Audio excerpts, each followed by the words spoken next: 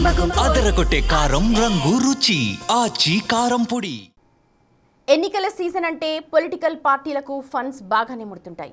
అయితే ఏపీలో పవర్లో ఉన్న టీడీపీ జనసేన కంటే వైసీపీ కలెక్షన్లు ఎక్కువగా ఉండటం హాట్ టాపిక్గా మారింది. ఇక తెలంగాణలో ప్రతిపక్ష బీఆర్ఎస్ సీన్ రివర్స్ అయింది. రాజకీయ పార్టీలకు లభించే ఫండ్స్ విషయంలో ఏపీ తెలంగాణలోని పార్టీలు సైతం ముందు వరుసలో ఉన్నాయి. అయితే తెలంగాణతో పోలిస్తే ఏపీకి దక్కిన వాటా చాలా ఎక్కువ.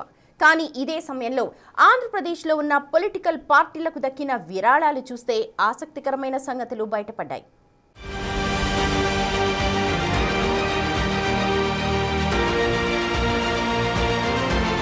ఏపీలోని అధికార కూటమిలో భాగమైన టీడీపీకి 83 కోట్లు డొనేషన్ల రూపంలో లభించగా జనసేనకు 25 కోట్లు ఫండ్ల రూపంలో వచ్చాయి. అయితే ఇక్కడ కీలకమైన విషయం ఏంటంటే 2023-24 ఆర్థిక సంవత్సరంలో అంటే టీడీపీ ప్రతిపక్షంలో ఉన్నప్పుడు వచ్చిన విరాళాలు 100 కోట్లు కాగా 2024-25 ఫినాన్షియల్ ఇయర్ అంటే టీడీపీ అధికారంలో ఉన్నప్పుడు లభించినవి కేవలం 83 కోట్లు మాత్రమే కావటం ఆసక్తికరంగా మారింది. ఇక జనసేనకు ఎలక్టోరల్ ట్రస్టుల నుంచి ఒక్క రూపాయి కూడా విరాళం కింద లభించలేదు. కానీ వ్యక్తిగతంగా మాత్రం పలువురు 25 కోట్ల రూపాయల మేర అందించారు.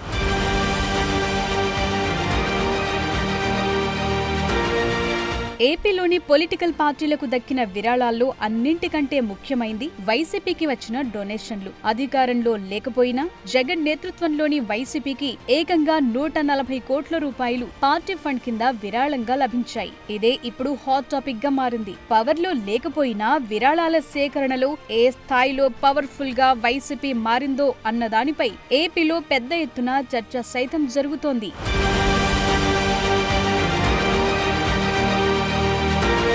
పార్టీల వారీగా టీడీపీకి వచ్చిన విరాళాలను ఓసారి పరిశీలిస్తే ప్రుడెంట్ ఎలక్టోరల్ ట్రస్ట్ ద్వారా టీడీపీకి 40 కోట్లు లభించాయి. నాట్కో ఫార్మా 7 కోట్ల రూపాయలు విరాళంగా ఇవ్వగా వర్సిటీ ఎడ్యుకేషన్ మేనేజ్మెంట్ 5 కోట్లను డొనేషన్ల రూపంలో ఇచ్చింది. తమిళనాడుకు చెందిన Christy fried gram industry, Bengaluru based గా నడిచే యునైటెడ్ టెలిలింక్స్, ప్రకాశం జిల్లా కేంద్రంగా కార్యకలాపాలు సాగించే ప్రియా ఆక్వా ఫార్మ్స్ తలో 2 కోట్లు ఫండ్స్ రూపంలో అందించాయి.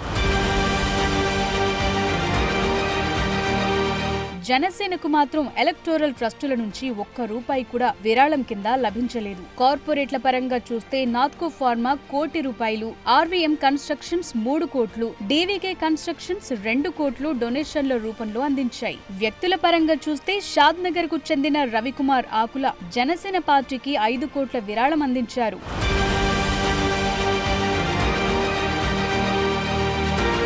ఏపీలో అలా ఉంటే తెలంగాణలో బీఆర్ఎస్ పరిస్థితి మాత్రం రివర్స్ అయ్యింది. ఎలక్టోరల్ బాండ్స్ ఉన్నప్పుడు విరాళాల సేకరణలో మంచి దూకుడు చూపించిన గులాబీ పార్టీ ఆ తర్వాత వెనుకబడింది. పైగా రాష్ట్రంలో అధికారం కోల్పోవటంతో పరిస్థితి మరింత దిగజారిందన్న వాదన వినిపిస్తోంది. అందుకు తగ్గట్లుగానే బీఆర్ఎస్ కు కేవలం 15 కోట్ల రూపాయల మేర మాత్రమే డొనేషన్లు రావటం ఇందుకు నిదర్శనంగా నిలుస్తోంది.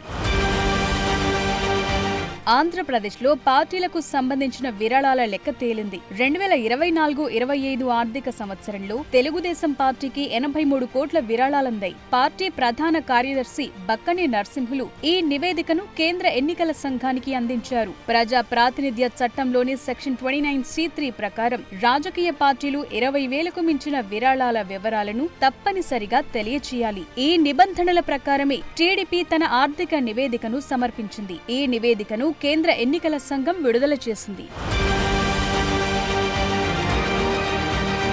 మొత్తం 267 మంది దాతల నుంచి ఈ విరాళాలొచ్చాయి. ఆసక్తికరంగా గత 2023-24 ఆర్థిక సంవత్సరంలో టీడీపీకి వచ్చిన విరాళాలతో పోలిస్తే 2024-25లో విరాళాల మొత్తం తగ్గింది. ఈ తగ్గుదల సుమారు 17.15 కోట్లుగా ఉంది. మొత్తం 267 మంది దాతలు పార్టీకి ఆర్థిక సహాయం అందించారు. ఈ విరాళాలన్నీ పార్టీ ఖజానాకు చేరాయి. జనసేన పార్టీకి 2024-25 ఆర్థిక సంవత్సరంలో 25.33 కోట్లకు పైగా విరాళాలు అందాయి. మొత్తం 175 మంది ఈ విరాళాలు ఇచ్చినట్లు పార్టీ కోశాధికారి ఏ వెంకటరత్నం కేంద్ర ఎన్నికల సంఘానికి నివేదిక సమర్పించారు.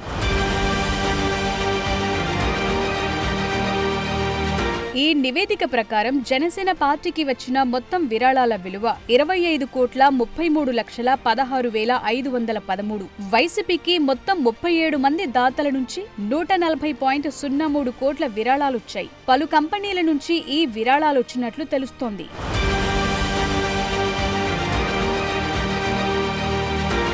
బీఆర్ఎస్ కు 15.05 కోట్ల విరాళాలు అందాయి. ఇక ఎంఐఎం పార్టీ విషయానికొస్తే వారికి 20,000కు మించి ఎలాంటి విరాళాలు రాలేదని తాజాగా ఎన్నికల సంఘానికి సమర్పించిన నివేదికలో పేర్కొన్నారు.